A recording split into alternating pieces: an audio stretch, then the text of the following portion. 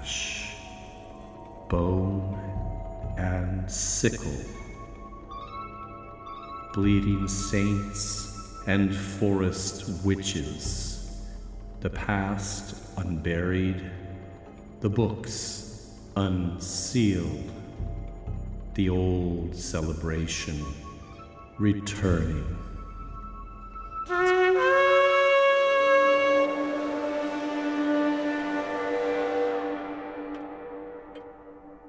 Hello, and welcome to my study. Please come in and have a seat. All the books surrounding you are those used as sources for our show. We will be sharing with you tonight an interesting selection from one of these volumes, assisted, as always, by the housekeeper of this estate and co-host of this show, Mrs. Carswell. Hello. Well, I do want to thank listeners who expressed their concern over the situation with my missing owl, Strix.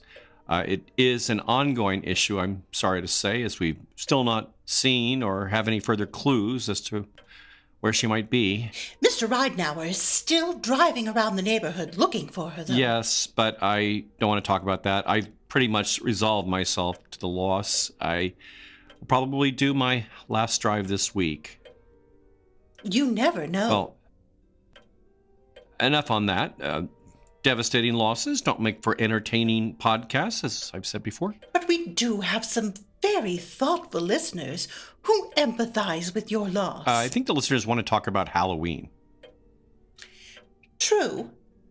And we did save part 2 of our listener feedback for this episode. So the answers you'll hear came in via our Facebook group as well as our Patreon blog. As with the last episode, those who responded via our Patreon page will be designated with a little audio flourish, a little embellishment to emphasize their elevated status as financial supporters of the show. You are all very appreciated. And rather than adding those in post, I'll be doing those live this time, Mrs. Carswell, so you can hear them and won't be confused as to how long the pauses should be or anything like that. Okay, I guess that will be easier. I wasn't really confused. Well, we'll take the guessing out of the process. Okay. So, last time the question posed was, when does the Halloween season begin for you? We got a whole range of answers. End of September, whenever it starts getting cool, 1st of October, and of course, some listeners said Halloween was year-round for them. I'm not even sure how I would answer that myself. Much as I'd like to be a curmudgeonly traditionalist and say it's the last 2 weeks of October, I do empathize with those who don't want to really see this season limited like that. It's sort of Halloween year-round on Bone and Sickle. I know, but I still do wish I could be more curmudgeonly. Well, this question was about the season itself, or what do you call it? The term spooky season has become popular, and we asked if you use that term yourself, instead of Halloween season. And this one does have a correct answer. I find spooky season a bit childish sounding, like calling horror films scary movies. It's sort of infantilizing, like adults eating cupcakes or smiling in photos. But it is descriptive. Well, I'm probably in the minority, but let's see what the listeners say. Do you want to start your Halloween music? Oh, yes. So, this is our segment. Spooky season, yes or no? So, it looks like there are a couple listeners who do agree with you. Jonathan R. says, not a fan of the spooky season label. Too cutesy for my tastes. Exactly. Tim S. says, never spooky season, but to each their own. I prefer Halloween tide, but that is very specific to the end of October, beginning of November. Hallowtide. Well, makes sense. Well put. But there are more listeners who are okay rather than not okay with the expression. Cameron Smith says, spooky season, Halloween season, season of the witch, whatever you call it is fine. It's my favorite time of year, and it never seems to last long enough. Well, the last part is true. And so there are also these patrons. Rachel P., who suggested the term calendar Halloween last episode, says, I think it's acceptable. Oh, that doesn't mean she likes it. Well, she says it's acceptable, and these two also agree that it's okay. Brandon Allendorf and Victoria Howard. And then there was the group that asked, which spooky season? Yes, Brad Fisher asked that, meaning whether the Halloween season was Halloween or Christmas.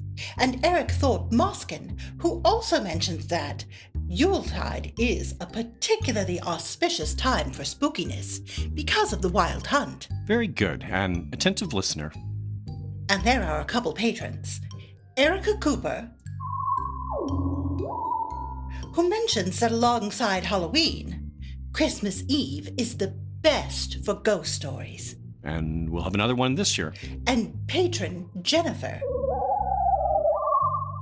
She grew up in Scotland and now lives in the US. And though they do celebrate Halloween there... I hope so. It's kind of the holiday's birthplace. But apparently they don't have the whole lead-up of a season like we do.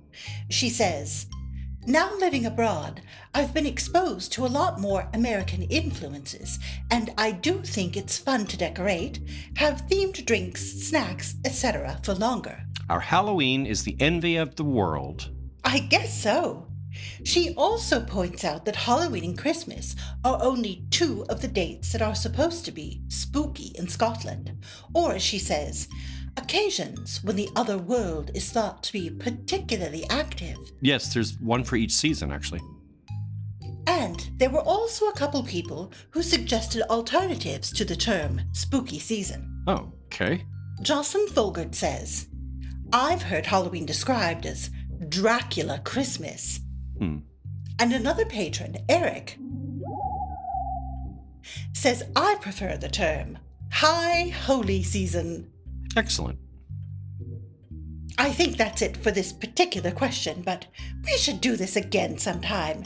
It's nice to get to know a bit more about our listeners. It doesn't hurt, no. And even better, it's kept us from arguing for the last 8 minutes. We don't always argue. Look, right there. That breaks the streak. That wasn't really arguing. Regardless, 8 minutes is more than long enough for this warm-up chatter. So let's start the show. Episode 118, Ghouls.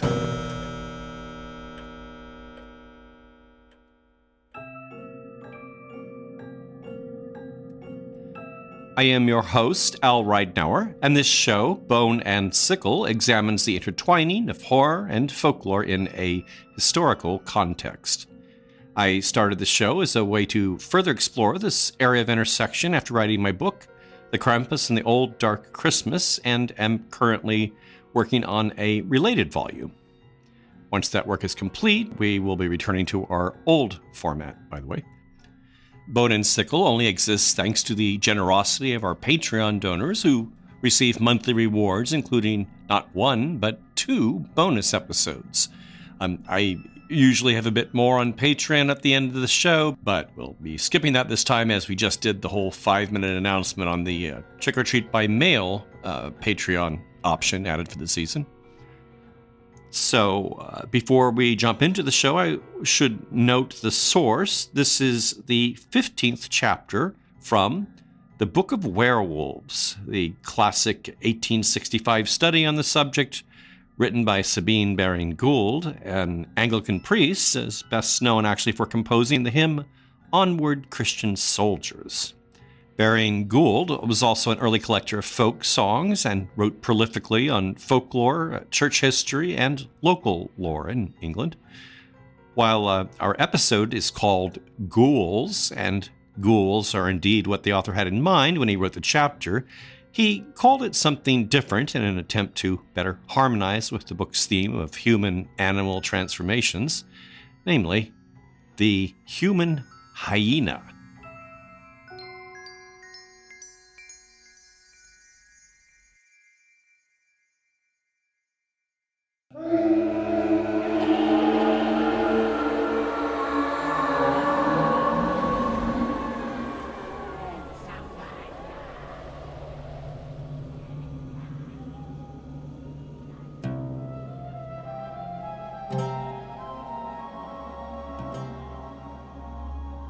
It is well known that Oriental romance is full of stories of violators of graves.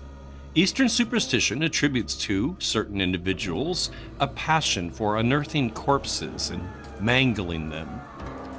Of a moonlit night, weird forms are seen stealing among the tombs and burrowing into them with their long nails, desiring to reach the bodies of the dead ere the first streak of dawn compels them to retire. These ghouls, as they are called, are supposed generally to require the flesh of the dead for incantations or magical compositions, but very often they are actuated by the sole desire of rending the sleeping corpse and disturbing its repose. There is every probability that these ghouls were no more creations of the imagination, but were actual resurrectionists. Human fat and the hair of a corpse which has grown in the grave form ingredients in many a necromantic recipe, and the witches who compounded these diabolical mixtures would unearth corpses in order to obtain the requisite ingredients. It was the same in the Middle Ages, and to such an extent did the fear of ghouls extend that it was common in Brittany for churchyards to be provided with lamps kept burning during the night, that witches might be deterred from venturing under cover of darkness to open the graves. Fornari gives the following story of a ghoul in his History of Sorcerers.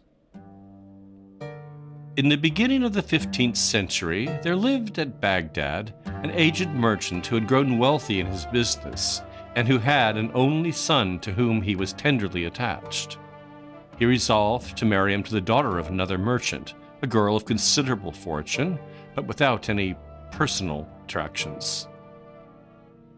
Abul Hassan, the merchant's son, on being shown the portrait of the lady, requested his father to delay the marriage till he could reconcile his mind to it.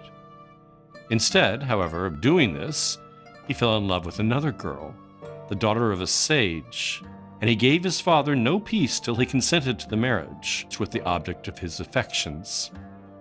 The old man stood out as long as he could, but finding that his son was bent on acquiring the hand of the fair Nadilla, and was equally resolute not to accept the rich and ugly lady, he did what most fathers under such circumstances are constrained to do.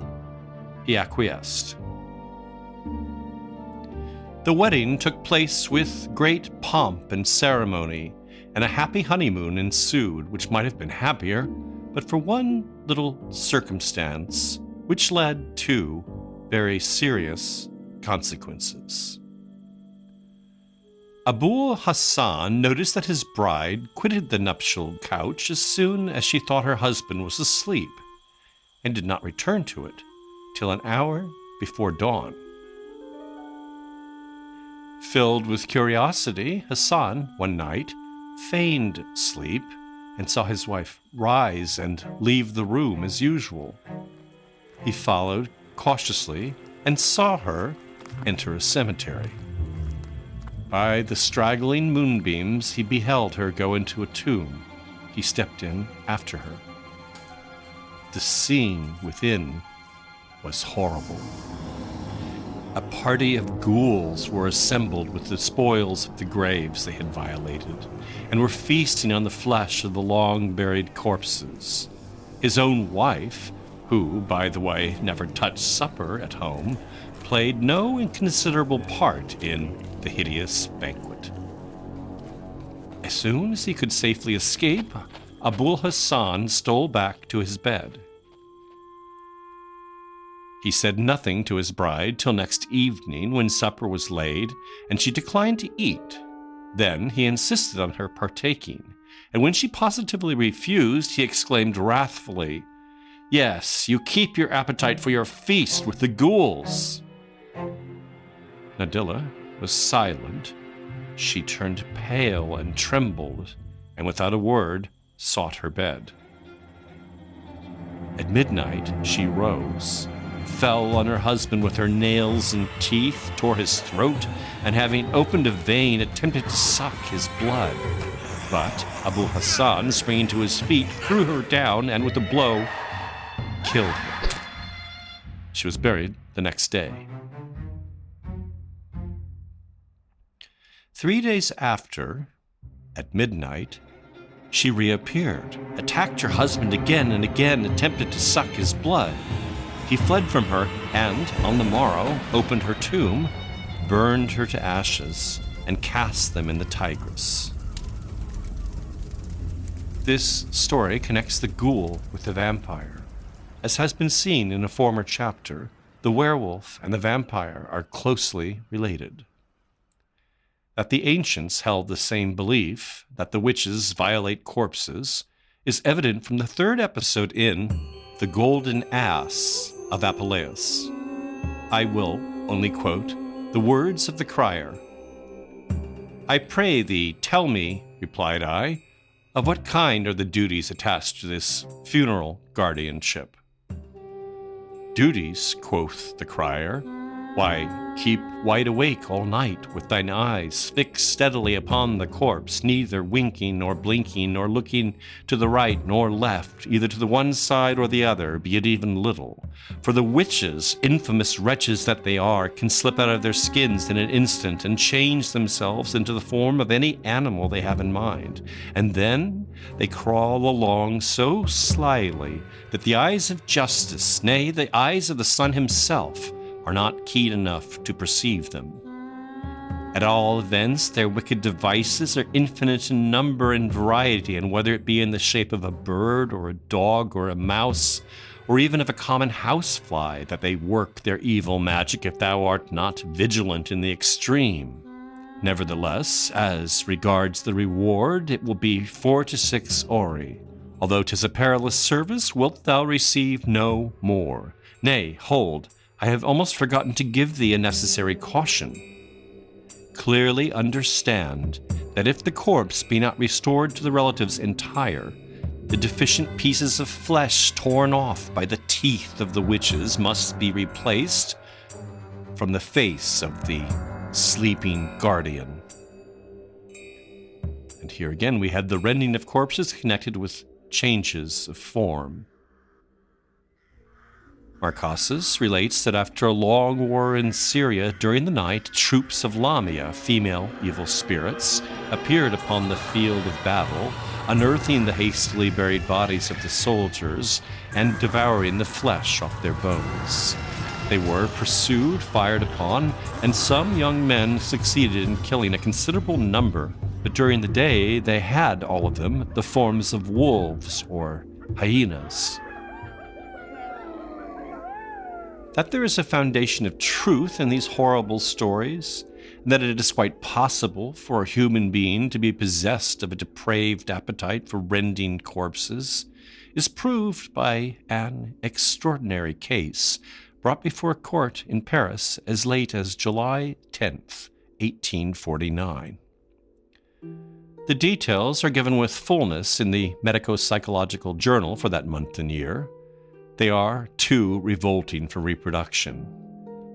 I will, however, give an outline of this remarkable case. In the autumn of 1848, several of the cemeteries in the neighborhood of Paris were found to have been entered during the night, and graves to have been disturbed. The deeds were not those of medical students, for the bodies had not been carried off, but were found lying about the tombs in fragments. It was at first supposed that the perpetrator of these outrages must have been a wild beast, but footprints in the soft earth left no doubt that it was a man. Close watch was kept at Père Lachaise, but after a few corpses had been mangled there, the outrages ceased. In the winter, another cemetery was ravaged, and it was not till March in 1849 that a spring gun, which had been set up in the Montparnasse cemetery, went off during the night and warned the guardians of the place that the mysterious visitor had fallen into their trap. They rushed to the spot, only to see a dark figure in a military coat leap the wall and disappear in the gloom. Marks of blood, however, gave evidence that he had been hit by the gun when it had discharged, At the same time, a fragment of blue cloth torn from the mantle was obtained and offered a clue towards the identification of the ravisher of the tombs. On the following day, the police went from barrack to barrack inquiring whether officer or man were suffering from a gunshot wound. By this means, they discovered the person. He was a junior officer in the 1st Infantry Regiment of the name Bertrand. He was taken to the hospital to be cured of his wound, and on his recovery he was tried by court-martial. His history was this. He had been educated in the theological seminary of Langres till, at the age of 20, he entered the army. He was a young man of retiring habits, frank and cheerful to his comrades as to be greatly beloved by them, of feminine delicacy and refinement, and subject to fits of depression and melancholy. In February 1847, as he was walking with a friend in the country, he came to a churchyard, the gate of which stood open. The day before, a woman had been buried, but the sexton had not completed filling the grave, and he'd been engaged upon it on the present occasion when a storm of rain had driven him for shelter. Bertrand noticed the spade and pick lying beside the grave, and, to use his own words, "At this sight, dark thoughts came to me. I had a violent headache. My heart was beating violently. I no longer was possessed of myself." He managed, by some excuse, to get rid of his companion, and then, returning to the churchyard, he caught up a spade and began to dig into the grave. Soon I dragged the corpse out of the earth and began to hash it with the spade, without well knowing what I was about. A laborer saw me, and I laid myself flat on the ground till he was out of sight, and then I cast the body back into the grave. I then went away, bathed in a cold sweat, to a little grove where I reposed for several hours, notwithstanding the cold rain which fell, in a condition of complete exhaustion. When I rose, my limbs were as if broken and my head weak. The same prostration and sensation followed each attack. 2 days after, I returned to the cemetery and opened the grave with my hands. My hands bled, but I did not feel the pain. I tore the corpse to shreds and flung it back into the pit. He had no further attack for a few months, till his regiment came to Paris. As he was one day walking in the gloomy, shadowy alleys of Père-Lachaise, the same feeling came over him like a flood. In the night, he climbed the wall and dug up a little girl of 7 years old. He tore her in half. A few days later, he opened the grave of a woman who had died in childbirth and had lain in the grave for 13 days. On the 16th of November, he dug up an old woman of 50 and, ripping her to pieces, rolled amongst the fragments. He did the same to another corpse on the 12th of December. These are only a few of the numerous cases of violation of tombs to which he owned. It was the night of the 15th of March that the spring gun shot him. Bertrand declared at his trial that whilst he was in the hospital he had not felt any desire to renew his attempts, and that he considered himself cured of his horrible propensities, for he had seen men dying in the beds around him, and now, he said, "I am cured because today I am afraid of death." The fits of exhaustion which followed his deeds are very remarkable, as they precisely resemble those which followed the berserker rages of the Northmen and the expeditions of the lycanthropes. The case of Officer Bertrand is indubitably most singular and anomalous. It scarcely bears the character of insanity, but seems to point rather to a species of diabolical possession. At first, the episodes chiefly followed upon his drinking wine, but after a while they came upon him without any cause. The manner in which he mutilated the dead was different. Some he chopped with the spade, others he tore and ripped with his teeth and nails. Sometimes he tore the mouth open and rent the face back to the ears. He opened the stomachs and pulled off the limbs.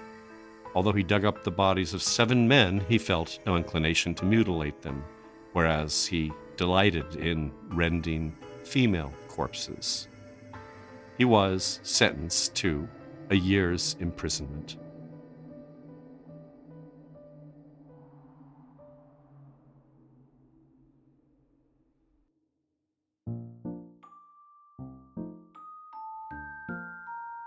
And now, a bit of poetry as we close our show with Carswell's Corner. Our poem tonight is by the British classical scholar and poet, A.E. for Alfred Edward Houseman. He's not particularly known for light or comic verse, but he did get a little playful here and there. One of his best-known poems, written in 1896 to an athlete dying young, expresses his characteristic preoccupation with death, a concern increasingly found in his work on the eve of the First World War. This poem, you might say, deals with something similar but in a different vein. It's called Infant Innocence. The grizzly bear is huge and wild. He has devoured the infant child. The infant child is not aware he has been eaten by the bear.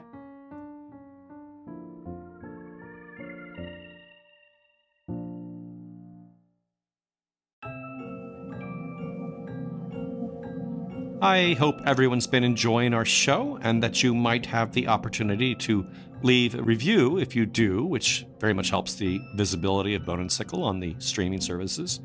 We'll skip the Patreon plug this time around, as I mentioned, but we do have some new subscribers we want to acknowledge. Thank you to a talented goose, Krista Marta, who upped her pledge and made it annual, and Jay Martinez. Bone and Sickle is written and produced by me, Al Reidenauer. Mrs. Carswell is played by Sarah Chavez, whose projects and writing related to death and culture you can track at sarah-chavez.com. Thanks so much for listening.